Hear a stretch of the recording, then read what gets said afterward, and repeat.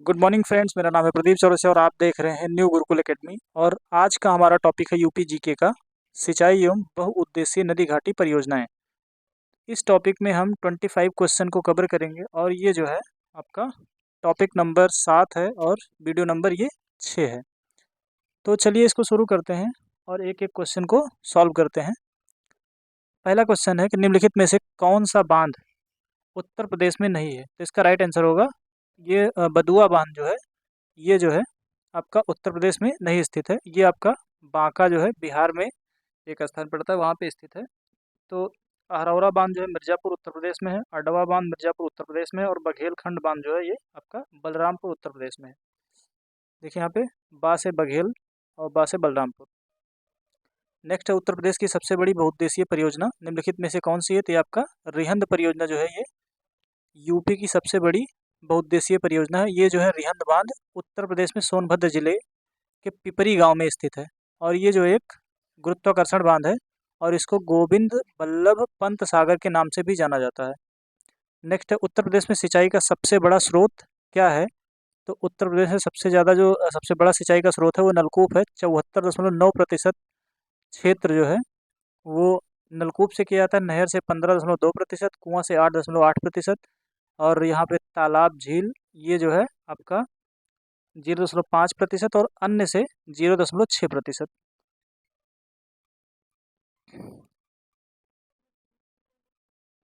प्रदेश में कुल 21,66,000 हेक्टेयर यानी कि 15.2% क्षेत्र नहर सिंचाई के अंतर्गत आता है।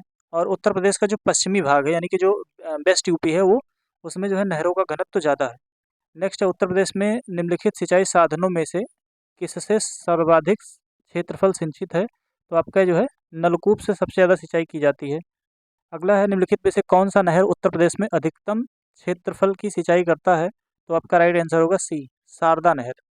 आपका ये जो है शारदा नहर से सर्वाधिक सिंचाई की जाती है और शारदा नहर जो है उत्तर प्रदेश राज्य की सर्वाधिक लंबी नहर है।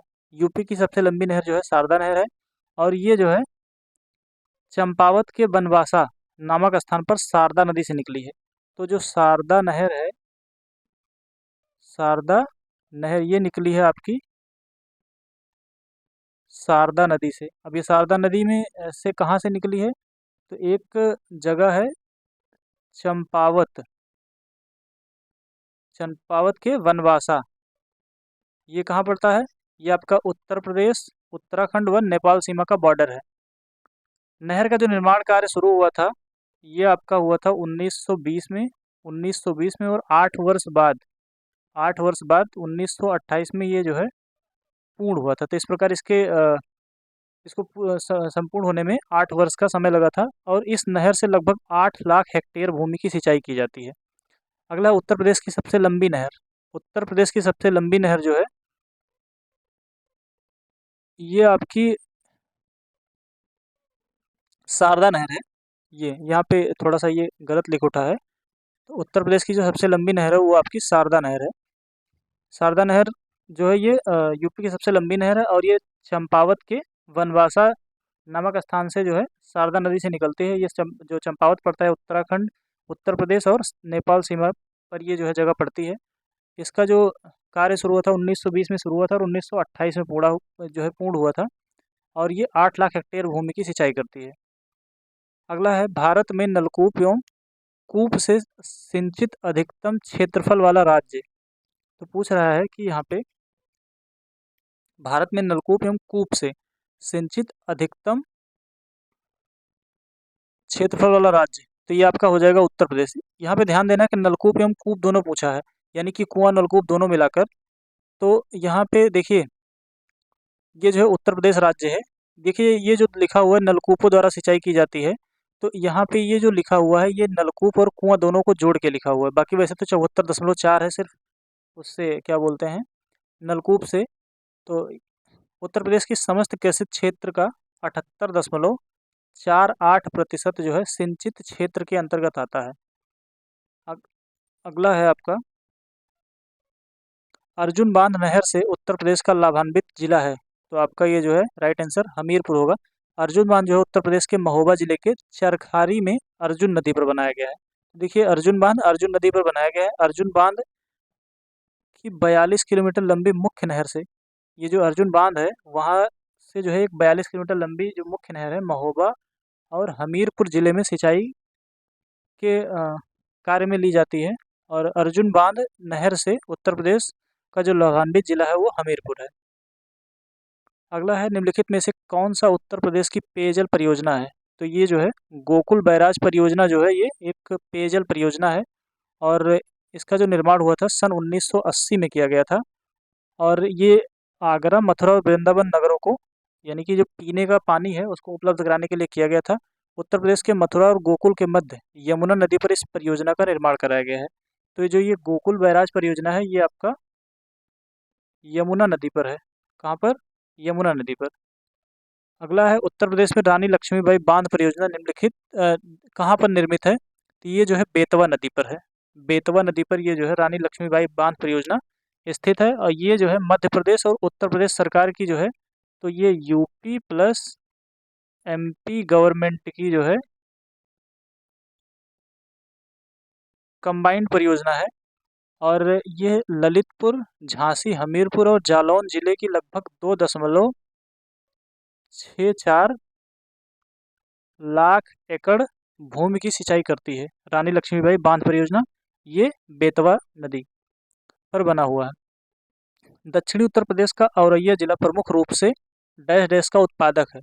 तो ये किसका उत्पादक है? गुड़, शहद, शुद्ध देसी घी या हींग? तो इसका राइट आंसर होगा शुद्ध देसी घी।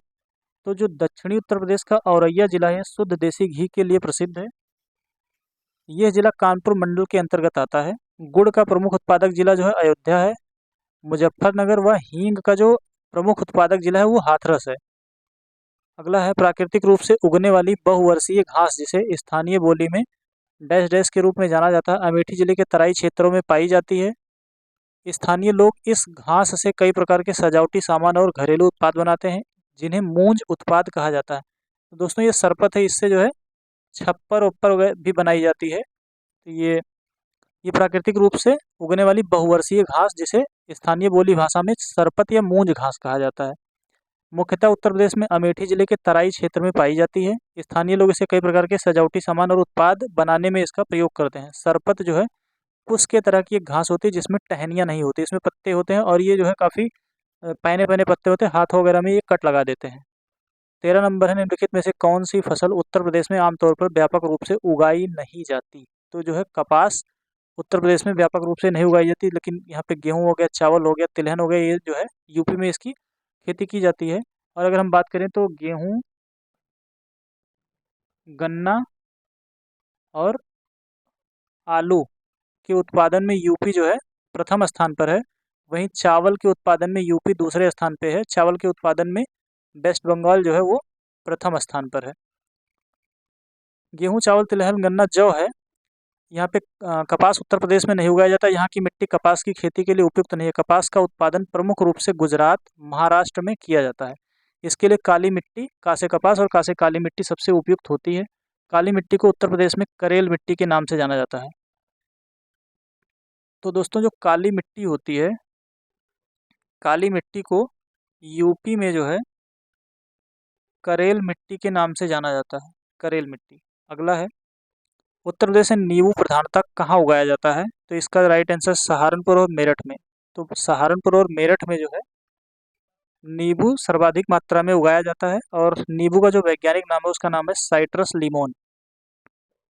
भारत के कुल गन्ना उत्पादन का कितना प्रतिशत उत्तर प्रदेश में पैदा होता है या पैदा किया जाता है? तो ये 25 से 40% गन्ना जो है यूपी में उत्पादित होता है। और गन्ना उत्पादन में प्रमुख राज्य जो है उत्तर प्रदेश आपका 41.28%, महाराष्ट्र 20.4%, तमिलनाडु 19.94%, वहीं कर्नाटक 10.47%, उसके बाद हरियाणा और पंजाब आते हैं। अगला है भारत में आमों का सबसे बड़ा उत्पादक राज्य कौन सा है? तो ये जो है आपका उत्तर प्रदेश है। सबसे ज़्यादा आम का उत्पादन उत्तर प्रदेश राज्य में किया जाता है। उसके बाद आंध्र प्रदेश, कर्नाटक, बिहार, गुजरात आदि राज्यों में आम का उत्पादन किया जाता है। इनमें से कौन सी मुख्य एजेंसियों में से एक नहीं है जो उत्तर प्रदेश में भारी मात्रा में अनाज भंडारण में शामिल है? एक है एफसीआई, दूसरा है एफडीआई, तीसरा है एसडब्ल्यूसी और चौथा है सीडब्ल्यूसी। तो ये जो एफडीआई है ये आपका नहीं, एफडीआई जो इसको बोलते हैं फॉरेन डायरेक्ट इन्वेस्टमेंट, यानी कि प्रत्यक्ष विदेशी निवेश। बाकी सारे जो है ये अनाज भंडारण में शामिल हैं। एफसीआई की बात करें तो भारतीय खाद्य निगम और फूड कॉरपोरेशन ऑफ इंडिया, और ये सीडब्ल्यूडी जो है केंद्रीय भंडारण निगम, और सीडब्ल्यूसी जो है राज्य, एसडब्ल्यूसी जो है ये राज्य भंडारण निगम, ये जो है भंडारण के कार्य में शामिल है। कृषि आर्थिक अनुसंधान केंद्र की रिपोर्ट 2014-15 के अनुसार उत्तर प्रदेश के बारे में कौन सा सच नहीं है? ये कह रहा है कि यूपी में 28 कृषि विज्ञान केंद्र हैं केवीके, उत्तर प्रदेश में 5 भारतीय कृषि अनुसंधान परिषद संस्थान हैं, सी जो है यूपी में 4 राज्य कृषि विश्वविद्यालय हैं, और डी है यूपी में 4 राष्ट्रीय शोध केंद्र हैं। तो ये आपका सही है, और ये भी सही, ये भी सही, लेकिन जो ये बी वाला है ये गलत है। आर्थिक केंद्र रिपोर्ट 2014-15 के अनुसार उत्तर प्रदेश में 28 कृषि विज्ञान केंद्र, 4 राज्य कृषि विश्वविद्यालय और तथा 4 राष्ट्रीय शोध केंद्र है। वर्तमान समय में उत्तर प्रदेश में 89 कृषि विज्ञान केंद्र कार्यरत हैं। प्रथम कृषि विज्ञान केंद्र पांडिचेरी में 1974 में खोला गया। अगला है, उत्तर प्रदेश में निम्नलिखित में से किस जिले में बाबू गेंदा सिंह गन्ना शोध संस्थान स्थित है? तो ये आपका कुशीनगर में स्थित है, और ये जो है बाबू गेंदा सिंह गन्ना शोध संस्थान के नाम से जाना जाता है। यह संस्थान सेवरही नामक स्थान पर स्थित है। इस शोध संस्थान की जो स्थापना हुई थी 1976 में हुई थी। दोस्तों आप लोग कमेंट करके बताइए कि 1976 के समय यूपी का सीएम कौन था और इंडिया के पीएम कौन थे? आप लोग कमेंट करके जो बताइएगा ज़रूर। और इस संस्थान के पहले निदेशक थे doctor H.N.. Singh, doctor H.N.. Singh. अगला, उत्तर प्रदेश का बीज प्रमाणीकरण ब्यूरो कहाँ स्थित है? ऑप्शन ए है आलमबाग, बी है इलाहाबाद, सी है सुल्तानपुर और डी है गौरीगंज। तो इसका राइट आंसर होगा आलमबाग, और आलमबाग आपका जो है ये लखनऊ में पड़ता है, और इसकी स्थापना जो है 2002 में की गई थी।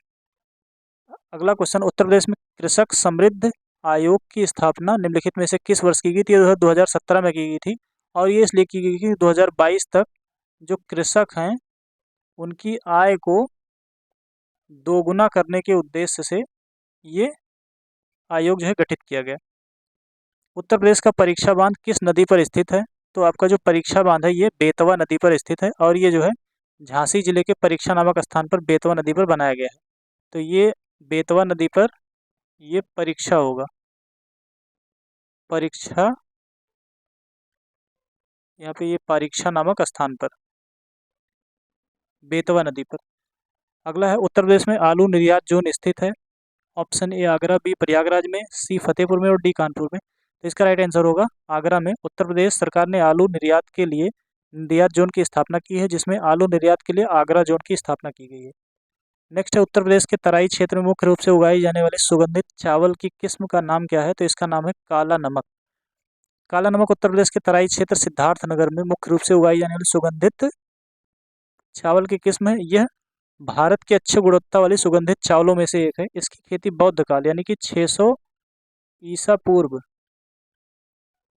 600 ईसा पूर्व से की जा रही। यह पूर्वी उत्तर प्रदेश के हिमालयी तराई क्षेत्र में काफ़ी मात्रा में उगाया जाता है। इसे उत्तर प्रदेश में सुगंधित काले मोती के रूप में भी जाना जाता है। चावल के अधिक उत्पादन के कारण चंदौली को चावल का कटोरा कहा जाता है। दोस्तों आप लोग कमेंट करके बताइएगा कि ये जो काला नमक जो चावल की किस्म है काला नमक, इसको किस और नाम से जाना जाता है?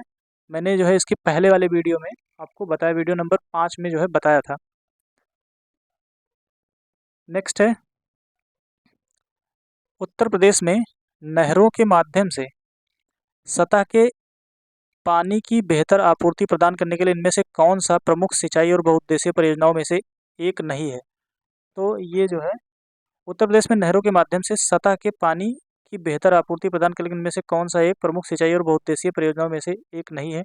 एक है वर्षाजनक, बी है शारदा सहायक, सी है रामगंगा और डी है गंडक परियोजना। तो इसका राइट आंसर क्या होगा? ए हो जाएगा।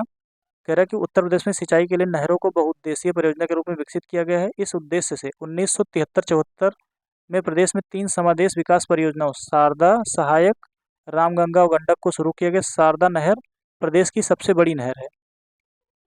उसके बाद अगला है, उत्तर प्रदेश राज्य में टिहरी बांध परियोजना किस देश के सहयोग से पूरी की जाएगी? तो ये जो है 2016 में पूछा गया था, तो इसका राइट आंसर होगा सोवियत रूस। तो यहाँ पे जाएगी नहीं, यहाँ पे पूरी की गई है क्योंकि ये अपने आप में संपन्न हो चुकी है। तो टिहरी बांध परियोजना का निर्माण भारत के उत्तराखंड राज्य के टिहरी जिले में भागीरथी नदी पर सोवियत रूस के सहयोग से किया गया है।